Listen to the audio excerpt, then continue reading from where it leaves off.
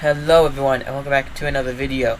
Today we will be talking about financial literacy. We'll be talking about financial literacy and some things I think could be useful for you and useful for me in the future.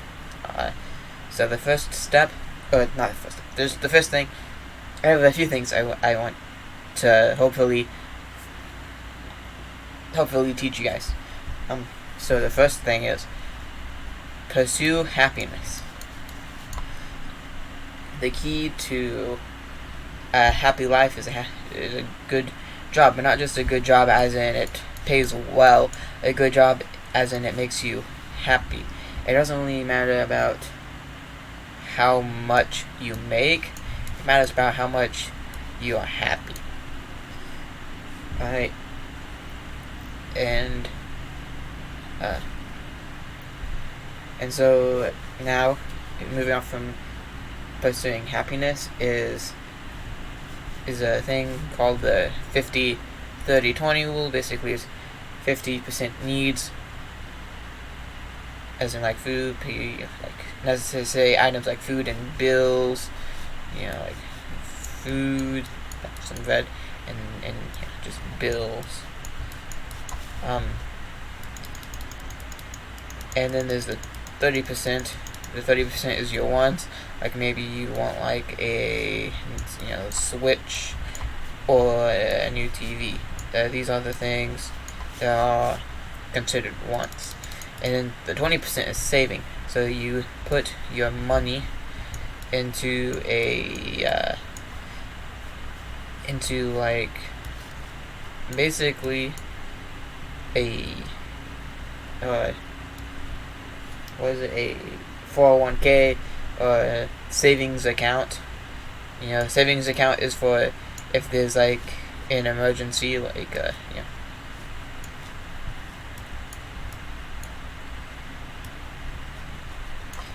like a broken leg, or maybe you are old and it's just saving for that, for when you're retired. 401k is for retirement, and also Roth IRA is also for retirement, and then savings account is for emergencies like a broken leg. Right, and I like to think of it as 50-20-30 instead of 50-30-20, because 50% is the needs, right? So you need them. Above all else, you need that money for stuff like food and bills, and then that's the most important one, right? And then 20% is saving, which is the next important one. And it doesn't matter if you have anything left for your wants, because you don't really need them, but it'd be nice to have them. Right? So if you just put all your money in these two, then eventually you'll be able to get that stuff. That's just what I said. I think you should buy your needs first, and then save, and then if you have any money left, buy your wants. Anyway, so 50% the needs. There's as I mentioned before, there's food and there's bills, but also there's taxes, which you need to pay off so you don't get arrested or any trouble, or any money to the IRS or the government. So you should always do your taxes, and they come with a few forms. There's a W-4 which you fill out and give to someone, and then your job will hopefully give you a W-2, which is it'll say how much you made before and after taxes, and all the stuff you need to know to fill out your 1040, which is basically a tax thing where you have to fill this out so you can get money back and stuff. Like the money the government wants you back and stuff, or the job, I guess, technically. Okay. And then there are credit cards that you need to pay off if you have them, and they're basically, I think everyone knows what a credit card is, right? It's just a rectangle piece of plastic that has money, and you need to pay them off in full every month. But there's also more to the credit cards. You shouldn't use credit cards to buy stuff like a new car. You shouldn't buy a new car with a credit card. And what you should do is buy stuff like just like gas or possibly food, like go to McDonald's or maybe Starbucks in this case, right? Just normal stuff, normal everyday stuff that you can pay off instead of like a new car, which you can't really pay off all of that in one like month, but you can pay off like gas or if you're like, eating out in a month. And basically, what this will do is it'll help give you good credit. It'll help give you a good credit score. It'll help make your credit score go up, which is good because you need your credit score to get loans, or like get good interest rates on loans. Because if you don't do this, if you don't pay off your credit card, then your credit score is going to go down, which is bad because if you ever need a loan, it probably won't happen if you have a bad credit score. However, if you pay off in full, then you'll get hopefully a good credit score. And also, paying off loans in full and stuff like that will also help your credit score to go more up. Alright. And now there's... Oh yeah, also, here's just like the thing for credit scores. 850 is the top. 800 to 849 is exceptional. 740 to 799 is very good. 670 to 739 is just good. 500 to 669 is fair. 301 to 499 is very bad. And 300 is the bottom. That's bottom of the barrel. Alright, now let's move on to mortgages. And basically, well, mortgages and insurance is what I meant. Mortgages are like, to help pay off your house. And insurance and mortgages you need to pay off if you have them. And just about everyone who can drive should have car insurance, because I'm pretty sure, at least in America, it's legally required to have car insurance before you go out on the road and drive. So everyone should at least have car insurance that they need to pay. But then there's car insurance, which you need to drive, and then there's renter's insurance, which is always good. You should always get renter's insurance if you're renting a place, because it means your stuff is protected, and if something happens to it, then you get paid, or the items get replaced. I think it's the items get replaced if something happens to them. Like, that's not your fault. It's like a fire burns, if a fire burns your couch, I think, then you can get a new couch. But like, if you intentionally broke your couch, you couldn't get a new one. So that's and then there's life insurance, which, as we all know, you get when you're alive. You get life insurance when you're alive, because you're all people happy, and you're like, I need to get insurance for my life, for when I die, so I can get it to my loved ones. And then eventually, if you die, then all your family will get the money, and they will be living happy with the money that you got from the life insurance. And that's if you die. If you live, I don't know if you get the money back. I know there's just one thing that says there's this one commercial I see for life insurance. If I forget what company it is, but they say that they will pay you back the money if you don't die. So I'm assuming like not every life insurance company does that. And then there is the last insurance, which is health insurance, which is really good if you have to go to the hospital and doctor's office. Then they can pay off like health bills, like if you have to go in and get surgery for like a broken leg, or like like a hip replacement or something. And like if you get sick or something, they basically pay like hospital bills and stuff. And now the 20%. The 20% is saving for yourself, like for retirement. The retirement, or like emergencies, so for retirement, again, I think I went over this before, but for retirement is for your old age. It is 401ks, or a thing called a Roth IRA. You put money in, And basically it saves up, and I believe it builds interest over time. Like, so you get more money So I believe it gets more interest over time.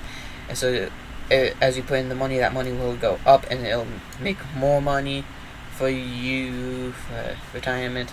And that's called compound interest, I believe. Which is compound interest over time, which is the money that it builds up as it's just sitting in there for your retirement. And then there's also a savings account.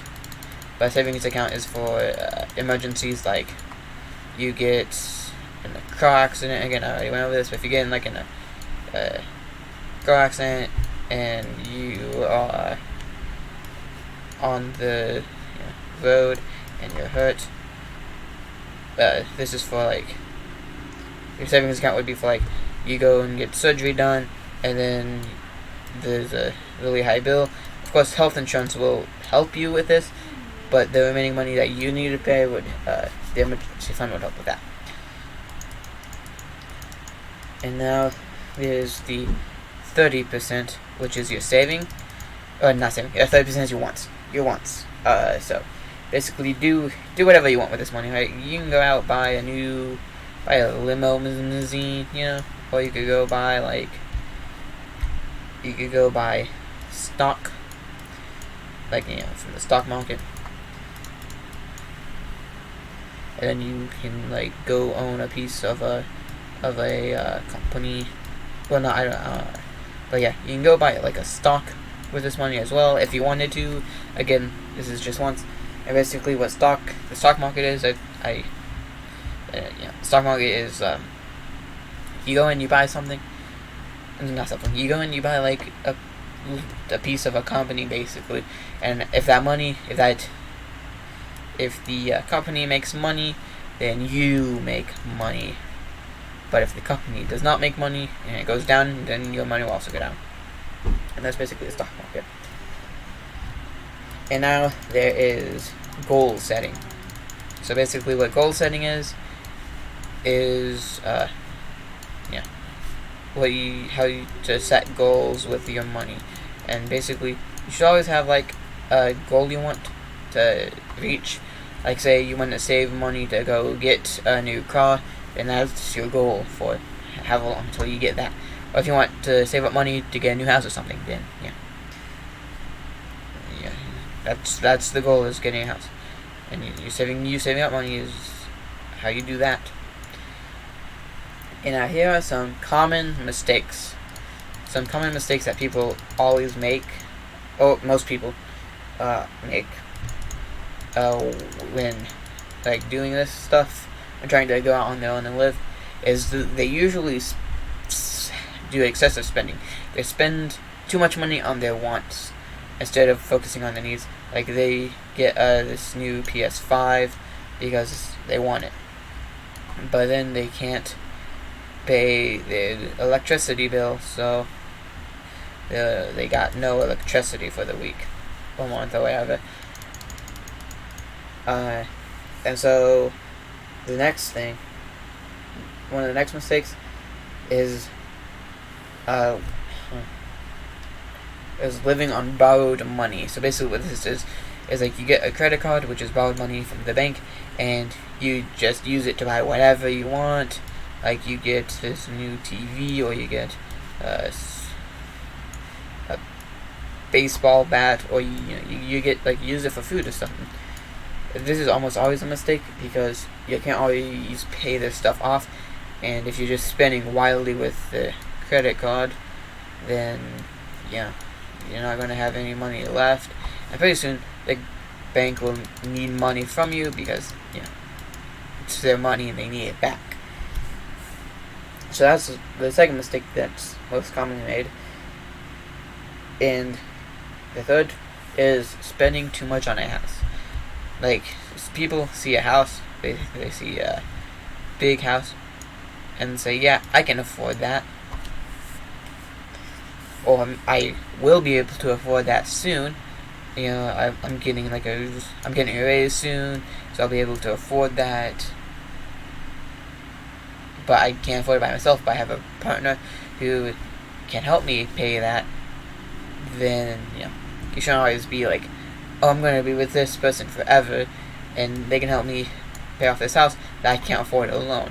Because pretty soon, maybe they, you guys split up, and eventually, now as that's just you living in the house, you aren't going to be able to afford that rent.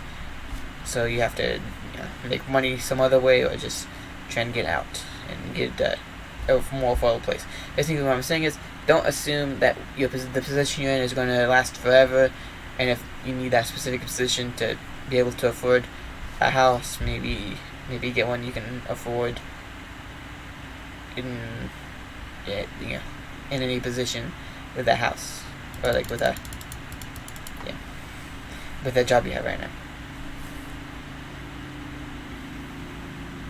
And the final mistake, well, the top two mistakes are not investing, like not investing in a 401k for retirement, and not having a plan, like not knowing what to do with money. They don't have a plan, and those are like the common mistakes, and you can avoid them by trying to be responsible. Of course, sometimes we just make choices irresponsibly. I mean, that's just human nature to do that. So, but just try your best to avoid those mistakes. And with saying that, those are all the things I wanted to teach you, and I hope all of you have learned something through this video about financial literacy and so the things that go with it, like credit cards and budgeting and taxes and credit scores and insurance and saving. I just hope you have learned something from this video, whether it be something important or not, I don't know, but I hope you did learn something, and I will see you all in the next one. Goodbye!